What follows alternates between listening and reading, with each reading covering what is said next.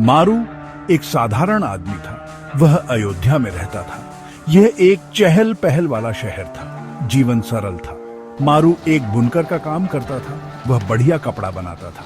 लेकिन मारू कुछ और का सपना देखता था। वह रोमांच चाहता था, दुनिया देखना चाहता था। एक दिन व्यापारियों का एक समूह आया। उन्होंने एक दूर देश के बारे में बताया। इसे भरमौर कहा जाता था। यह एक खूबसूरत जगह है। मारू ध्यान से सुन रहा था। उसने व्यापारियों के साथ उनकी वापसी यात्रा में शामिल होने का फैसला किया। अयोध्या छोड़ना आसान नहीं था।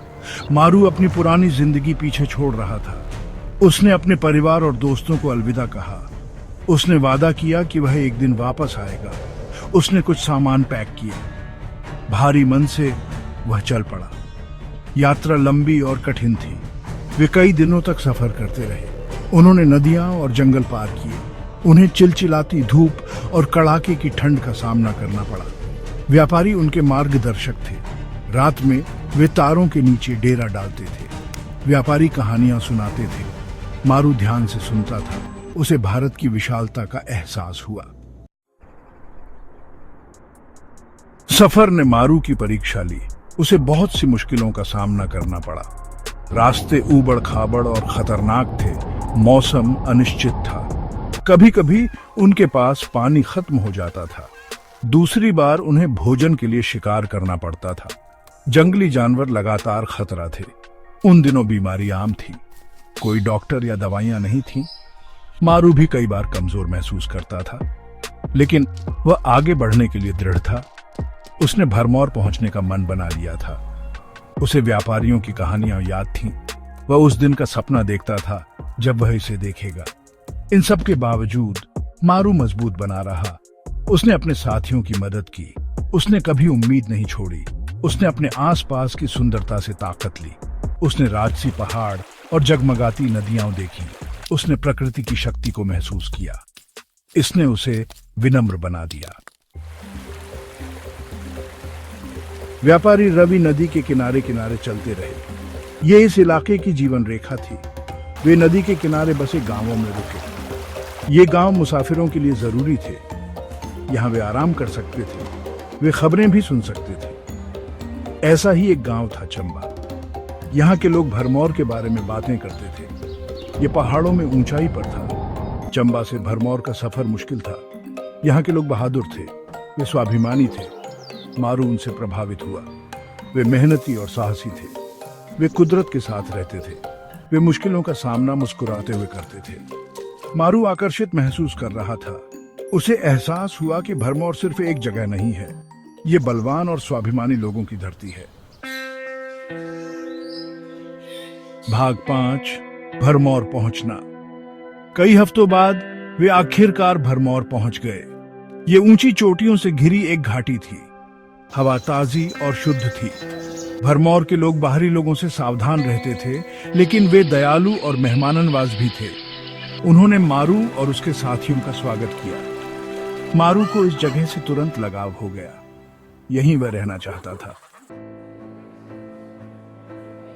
मारू के आने की खबर सब जगह फैल गई। गांव वाले बड़े उत्सुक थे। वो उसे अपना नेता मानने लगे। वो किसी दूर देश से आया था। उसके पास बुद्धि और साहस दोनों थे। आपस की लड़ाई से सभी परेशान थे। उन्हें किसी ऐसे व्यक्ति की जरूरत थी जो उन्हें एक कर सके। उन्होंने उसे अपना राजा बनाने का फैसला किया। मारू पहले तो हिचकिचाया। वो तो एक साधारण बुनकर था। उसे राजकाज के बारे में कुछ नहीं पता था, लेकिन लोग जिद कर रहे थे। उन्हें उसमें कुछ खास दिखाई दिया। उनका मानना था कि वही उनकी जमीन पर शांति और समृद्धि ला सकता है। मारू आखिरकार मान गया। वो जानता था कि ये बहुत बड़ी जिम्मेदारी है। उसने लोगों की सेवा करने की कसम खाई। वो न्याय और ईमानदारी से राज्य करेगा। उसने उनकी रक्षा करने का वादा किया। एक साधारण समारोह में उसे राजा का ताज पहनाया गया। मारू ने अपनी जिम्मेदारी को गंभीरता से लिया।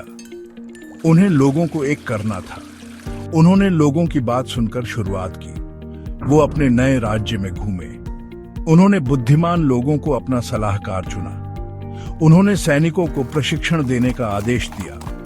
वो अपनी प्रजा और अपने राज्य की रक्षा करना चाहते थे।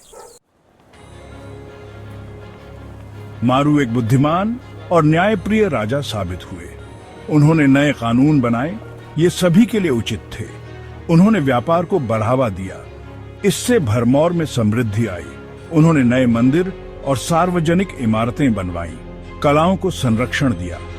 मारू अपनी साधारण शुरुआत कभी नहीं भूले।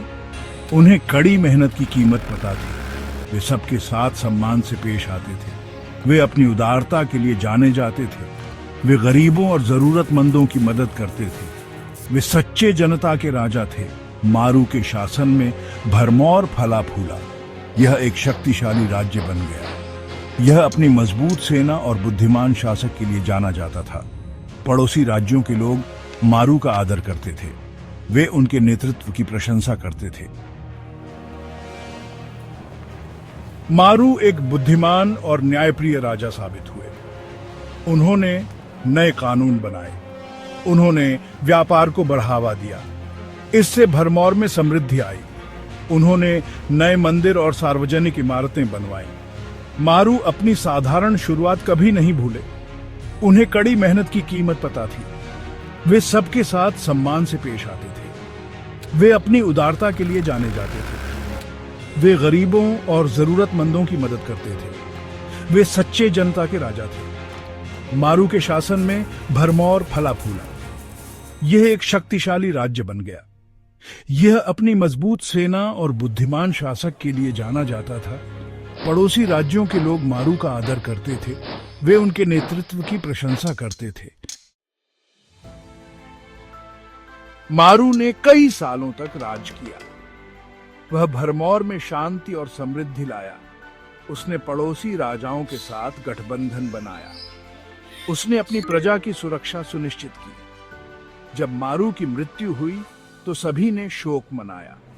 उन्हें एक महान राजा के रूप में याद किया गया। वह एक दूरदर्शी नेता थे। उन्होंने न्याय और समृद्धि की विरासत छोड़ी। उनकी कहानी पीढ़ी दर पीढ़ी चली आ रही है। आज भी मारू को भरमौर में याद किया जाता है। वह आशा और साहस के प्रतीक है।